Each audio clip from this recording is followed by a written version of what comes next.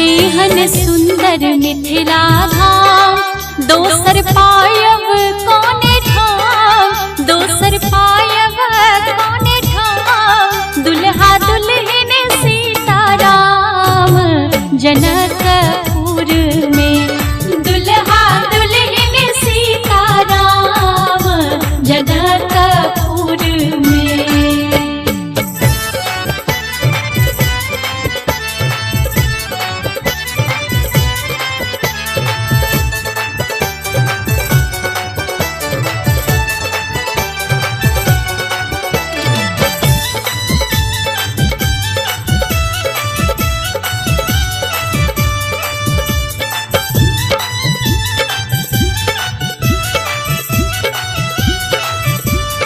हमने करबै ककरो आस, जखन मिथिला हम